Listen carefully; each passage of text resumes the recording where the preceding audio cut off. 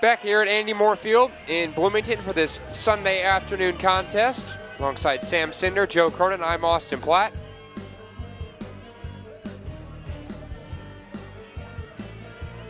Taking a look at the Hawkeye pitching duo. It really is a two-headed monster with Adams and Trenton. Both have phenomenal numbers this year. It's still Trenton in there, as Avery Parker leads things off for the Hoosiers. You know, something to be aware of with Trenton is typically after a very emotional inning, the one that she had last time where she gave up the run but got out of further damage, straining the 3 runners, and the big strikeout of Minnick, is the letdown inning the following inning because of how high the emotions are. And so let's see if, one, her control, and two, if the Hoosiers can muster anything against her now after she got out of the last one, but can she get out of any further damage?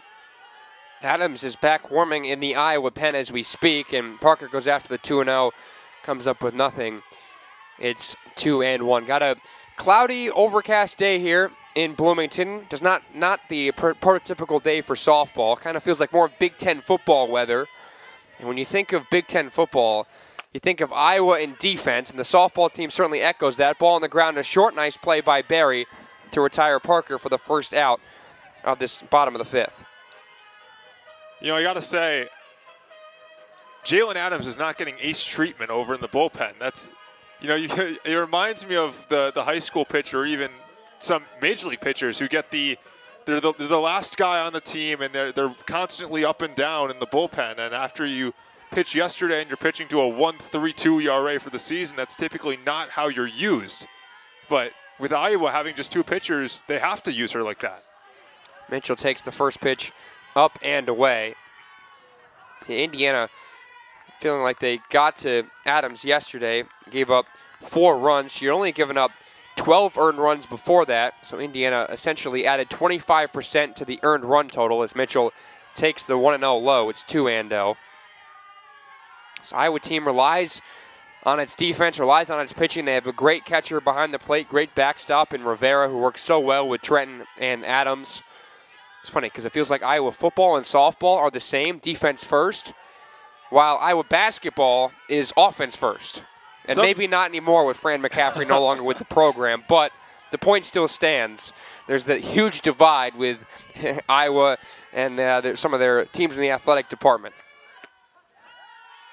There's a strike on the 3-0. Some teams just have an identity, you know, like regardless of sport, it just transcends. And I think Indiana softball and baseball are similar in that respect. I think a lot of teams, they just have a personality.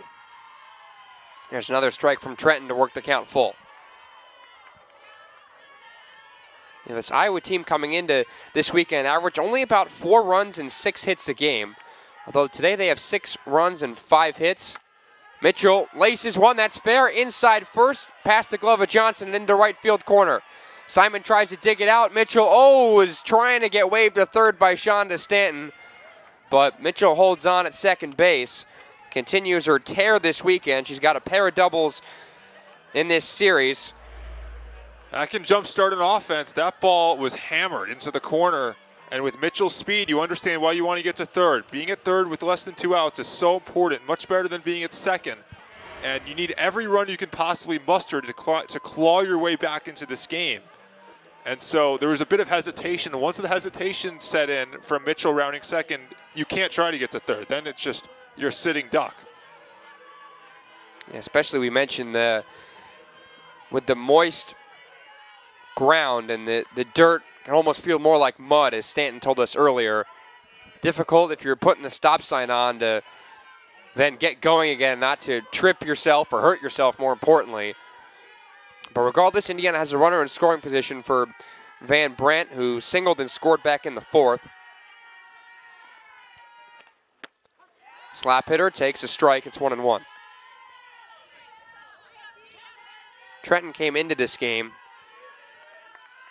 with 10 previous starts. 4 of them she had for complete games. Also recorded a save yesterday. 1-1. That's outside. It's 2-1. Mitchell on second. No stolen bases this year. Has been caught once.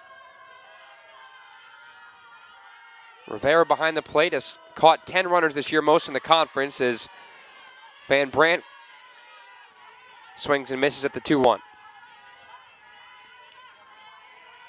On deck is Bree Copeland. She's got a single as part of that last inning when Indiana had the bases loaded for Taylor Minnick as the tying run, but she struck out. Van Brandt hits someone on the ground at second. Young flips it on over to Johnson at first. To third goes Mitchell. 2 outs now in the 5th. This can be a Bree Copeland moment, and it's squaring up as though this could be her game. You know, she came into pitch in relief after the tough outing yesterday. She got the Hoosiers out of that 4th inning, and now a big hit here, and this becomes a ball game. Copeland swings and gets a piece of the first pitch. Struck out looking and singled in her 2 at-bats so far. Indiana, as a program, reached 1,200 wins earlier this year. Team 52. Trying to play the right cards, naturally, when you have 52 and get back into this game. We were playing cards yesterday during the rain delay. It was the first time I've ever played Uno without the actual Uno cards, which I found to be quite enjoyable. You never played, it's the version Crazy 8, says the 1-1 in there for a strike. The 8 is the wild card. Correct. You can change the color. And then I have not played where Jack, Queen, King, it's reverse skip +2. And then we added the jokers in as +4s. It got serious. Yeah. Good ways to pass the time. I'm sure both these teams found ways to pass the time yesterday as the 1-2 misses up and in. There was a lot of dancing that we noticed from the side of the booth with the Iowa team. They were out in the rain. They weren't having a problem with it. When you make the 10-hour trip, you got to deal with whatever weather elements are brought to you. 2-2 to Copeland with 2 outs. Fouls one back, just gets a piece.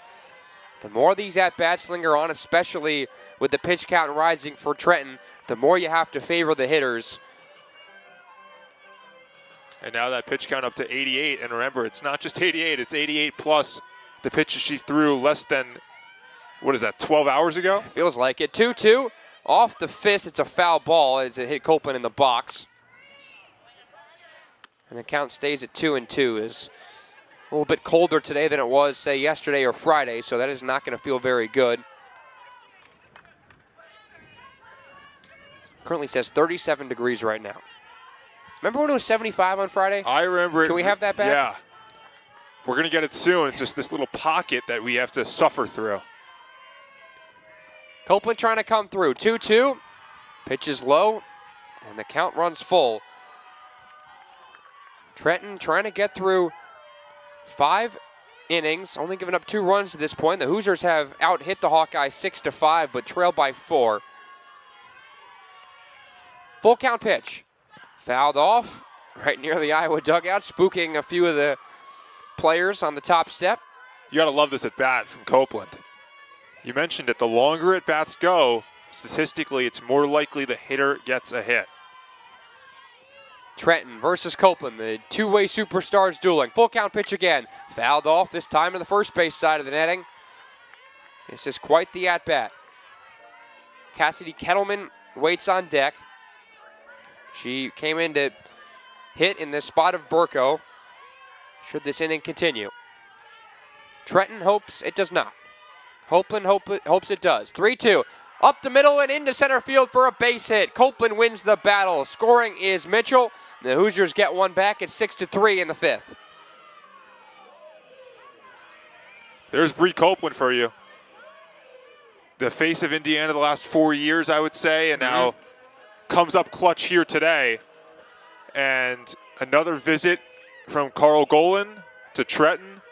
And, you know, it's happening very slowly, but Indiana is certainly clawing their way back into this game. We've seen them do it before, you know, and so and Iowa is aware. Iowa knows what can take place, and so every run Indiana gets closer, the confidence goes up and the belief that this comeback can happen. It's still going to be Trenton, it seems. Kettleman had a sac bunt back in the 4th to advance both runners, Van Brandt and Copeland, in that situation to second and third. You know, we haven't seen there's been a little bit of hesitation on to steal bases, I think this is the perfect spot to put Copeland in motion, try to get into scoring position. We'll see if Indiana's aggressive on the bases. First pitch up and away. Kettleman, this is just her 6th at-bat this year. She's won for her previous 5. Her mom played softball at Akron. Usually as a pinch runner, but in a big spot trying to keep this inning alive. Upstairs, 2-0. Kettleman, 39 at-bats last year. She's a junior from Amherst, Ohio. 10 for 39. Stole 12 bags in 33 of the 58 games she started. Now Golan comes back out. And I'm sure this is going to be it. Yeah, didn't like falling behind Kettleman there. So for the second time today, there will see a pitching change in the middle of a count, as it's the end of the line for Talia Trenton. And the Hawkeyes will turn the ball over to their ace in Jalen Adams. And her task is to get the final 7 outs of this game and will Iowa to a series sweep in the conference opener against the Hoosiers. And we've been waiting for Adams all game, it feels like. But finally, the moment becomes too big for Golan. He just witnessed Copeland get a big hit. You know, he was patient. He let her face Minnick. He let her start the next inning here and face Copeland. But now with a 3-run game, the tying run on deck, he's decided it's long enough. It's time to go to the ace. And I know they're both aces, but the one with the ERA in the ones is the superior ace, I would say. And 1A and 1B, we could say. Yeah, and so he feels the sweep of this 2-game series is certainly a possibility and doesn't want to let it slip out of his hands. So with 2 balls and no strikes to Cassidy Kettleman, Adams comes into the game. Stellar numbers this year. 13-2, a 1.3 ERA. Picked up her 11th win, her 12th win yesterday. 4 2/3, 7 hits, 4 runs, 3 strikeouts against the Hoosiers. Has been stellar this season. Now working out of the bullpen, Kettleman loops the next one foul, and it's 2-1.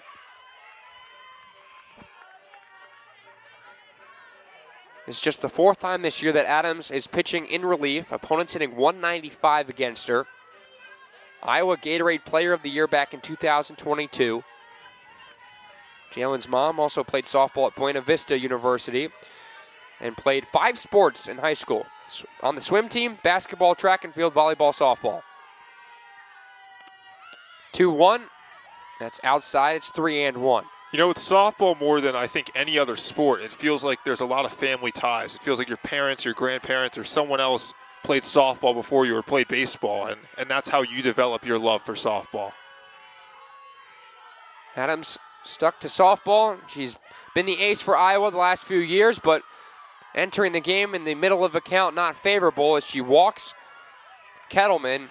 The inning stays alive. To second goes Copeland. And now it's going to be Maddie Strader to bat, back in the place of Haberstroh, who flew out in the 4th. Strader today walked in her only at-bat in the 2nd, but was caught stealing after that. Huge spot for the freshman. 1 swing for Indiana would tie the game, so she is the game-tying run. Takes the first pitch outside. Strader does not have a home run this year, does have 3 extra base hits, including 2 triples. That's a team high.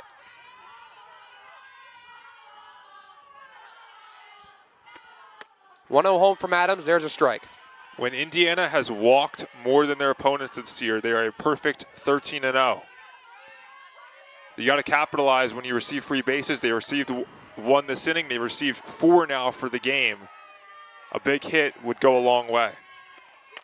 Strader chops 1 to short. Barry had it played perfectly, throws to first. And the inning ends. Again, Indiana adds 1, but can't add more. And we'll head to the 6th inning.